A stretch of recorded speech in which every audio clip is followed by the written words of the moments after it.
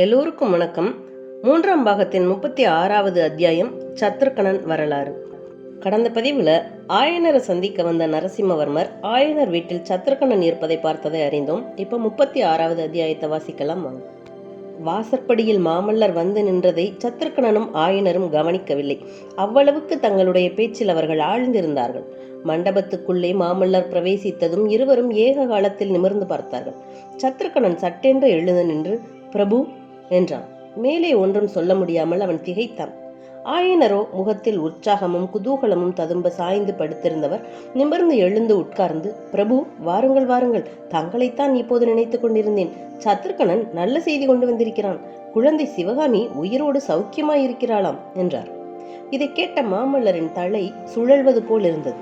ஆயனருக்கு அருகில் வந்து நின்று சத்ருக்கணனை ஏறிட்டு பார்த்தவண்ணம், சத்ருக்கணா, இது உண்மைதானா என்று கேட்டார். ஆமாம் பிரபு, உண்மைதான் என்று கூறிவிட்டு கை கூப்பிய வண்ணம், பல்லவகுமாரா, சற்று முன்பு காட்டுப்பாதையில் தங்களை கண்டபோது பேசாமல் வந்து விட்டேன். அதற்காக மன்னிக்க வேண்டும். திடீரென்று தங்களை பார்த்ததும் பேச கூச்சமாயிருந்தது என்று பணிந்த குரலில் கூறினான். அந்த பெண் நீதானா? நல்ல வேஷம் என்றார் மாமல்லர். ஆமாம், நானும் கூட சற்று முன்பு திகைத்து போய்விட்டேன். பெண் பிள்ளை வேஷம் எவ்வளவு நன்றாய் இவனுக்கு பளித்திருக்கிறது.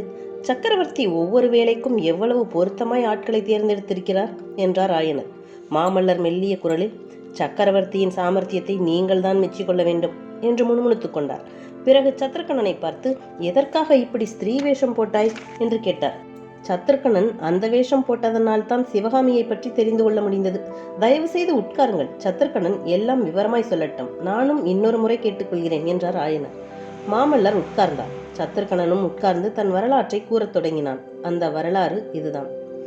ஆயனரும் சிவகாமியும் காஞ்சிக்கோட்டையிலிருந்து சுரங்க வழியாக வெளியே போய்விட்டார்கள் என்று தெரிந்ததும் சக்கரவர்த்திக்கு இடி விழுந்தது போலாகிவிட்டது. உடனே தாமும் கோட்டைக்கு வெளியே போக தீர்மானித்து படைகளை ஆயத்தம் செய்யும்படி கட்டளையிட்டார். பிறகு என்னை தனியாக கூப்பிட்டு, சத்ருக்கணா, நீ இதுவரையில் பல்லவ சாம்ராஜ்யத்துக்கு எத்தனையோ சேவைகள் செய்திருக்கிறாய். ஆனால் அவை எல்லாவற்றை காட்டிலும் மிகவும் முக்கியமான சேவை இப்போது செய்ய வேண்டும். மாமல்லன் மட்டும் இப்போது இங்கிருந்தால் நானே அந்த வேலையை மேற்கொள்வேன். பல்லவ குலத்தின் மானத்தை காப்பதற்காக நான் இப்போது போருக்கு புறப்பட வேண்டியிருக்கிறது. சிவகாமியை கண்டுபிடித்து அவளை திருப்பி கொண்டு வரும் வேலையை உன்னிடம் ஒப்படைக்கிறேன். சிவகாமியை மீட்டு கொண்டு வர முடியாவிட்டால் அவளை பத்திரமாக பாதுகாக்க வேண்டும் என்று கட்டளையிட்டார். இதை கேட்டு நான் திகைத்து போனேன். பிரபு, சிவகாமி அம்மை சலுக்கரிடம் சிறைப்பட்டிருந்தால் தன்னந்தனியாக நான் என்ன செய்வேன் என்றேன். கஷ்டமான காரியமானபடியால் தான் உன்னிடம் ஒப்படைக்கிறேன் சத்ருக்கணா. நீ இதுவரை எத்தனையோ வேஷங்கள் போட்டிருக்கிறாய். அவை எல்லாவற்றையும் விட உனக்கு நன்றாக பழிக்கக்கூடிய வேஷம் ஒன்று இருக்கிறது. அது பெண் வேஷம்தான் என்றார். சக்கரவர்த்தியின் கருத்தை நான் உடனே தெரிந்து கொண்டேன். சற்று முன் பார்த்தீர்களே, அம்மாதிரி வேஷம் தரித்து கொண்டு காஞ்சியை விட்டு கிளம்பி முதலில் இந்த வீட்டுக்கு வந்து சேர்ந்தேன். நான் வரும் சமயத்தில்தான் இவரை ஸ்மரணையற்ற நிலையில் இந்த வீட்டுக்குள்ளே கொண்டு வந்தார்கள். இவரோடு சிவகாமி தேவி வரவில்லை. எனவே தேவி சலுக்கரிடம் சிறைப்பட்டுத்தான் இருக்க வேண்டும் என்று தீர்மானித்துக் கொண்டு புறப்பட்டேன். காஞ்சி கோட்டையை சுற்றி சென்றேன். சலுக்க ராட்சதர்களின் கூக்குரல் கேட்ட இடங்களிலெல்லாம் மறைந்திருந்து கவனித்தேன். கடைசியில் காஞ்சிக்கு வடமேற்கே ஒரு பெரிய சலுக்கர் படை வடதிசையை நோக்கி புறப்பட்டு கொண்டிருந்ததை பார்த்தேன். அந்த பெரும் கும்பலுக்கு மத்தியில் இருந்து ஸ்திரீகள் புலம்பி அழும் சத்தம் வந்து கொண்டிருந்தது. இன்னும் அருகில் சென்று பார்த்தபோது அவ்வாறு ஓலமிட்ட ஸ்திரீகள் நம் கிராமங்களில் சிறைப்பிடிக்கப்பட்டவர்கள் என்று தெரிந்தது. அந்த பெண்களுக்கு நடுவே பல்லக்கு ஒன்றும் காணப்பட்டது. அதில் இருந்தவர் சிவகாமி தேவிதான் என்று தெரிந்து கொண்டேன். சற்று நேரத்துக்கெல்லாம் நான் தலைவிரி கோலமாய் ஓ என்று ஓலமிட்டு கொண்டு அந்த படையை நோக்கி ஓடினேன். பின்னால் என்னை யாரோ துரத்தி வருவது போல பாசாங்கு செய்து திரும்பி திரும்பி பார்த்து கொண்டு ஓடினேன். சலுக்கர்கள், வந்தாயா, வா என்று பரிகாச குரலில் கூறிக்கொண்டு என்னை அழைத்து போய் மற்ற சிறைப்பட்ட பெண்களுடனே சேர்த்து விட்டார்கள். சற்று நேரம் மற்ற பெண்களைப் போல நானும் ஓலமிட்டு கொண்டிருந்தேன். பிறகு மெல்ல மெல்ல பல்லக்கை நெருங்கி சென்று அதில் இருப்பது சிவகாமி அம்மைதான் என்று உறுதிப்படுத்தி கொண்டேன். சிவகாமியை அவ்வளவு மரியாதையுடன் அழைத்து போன காரணத்தையும் ஊகித்தறிந்தேன். அந்த சலுக்கர் படையின் தலைவனாகிய தளபதி சசாங்கன் சிவகாமி அம்மையை பத்திரமாய் கொண்டு போய் வாதாபி சக்கரவர்த்தியிடம் ஒப்புவித்து பல்லவ நாட்டின் சிறந்த கலை செல்வத்தை கொள்ளை கொண்டு வந்ததற்காக பரிசு கேட்கப் போகிறான். இந்த எண்ணத்தினால்தான் எனக்கு ஒருவாறு நிம்மதி ஏற்பட்டது. சிவகாமி அம்மைக்கு உடனே தீங்கு எதுவும் நேராது என்று தைரியம் அடைந்தேன். ஆனால் சலுக்க ராட்சத படையால் சூழப்பட்ட சிவகாமியை அங்கிருந்து அப்புறப்படுத்தி அழைத்துச் செல்வது சாத்தியமான காரியமாகவே தோன்றவில்லை. எத்தனையோ உபாயங்கள் யோசித்து யோசித்து பயன்படாது என்று கைவிட்டேன். இதற்கிடையில் எல்லோரும் வடதிசை நோக்கி போய்க் கொண்டிருந்தோம். வெள்ளாறு என்று வழங்கும் பொன்முகழி ஆற்றங்கரைக்கு போய் தங்கினோம். இவ்விடத்தில் தளபதி சசாங்கன் பெரும் மனக்குழப்பத்தை அடைந்தவனாக காணப்பட்டான். அதன் காரணமும் சளுக்க வீரர்களின் சம்பாஷணையிலிருந்து தெரிந்து கொண்டேன். மணிமங்கலத்தில் வாதாபி சக்கரவர்த்திக்கும் மகேந்திர பல்லவருக்கும் நடந்த பெரும் போரை பற்றி தூதர்கள் கொண்டு வந்த செய்திதான் காரணம்.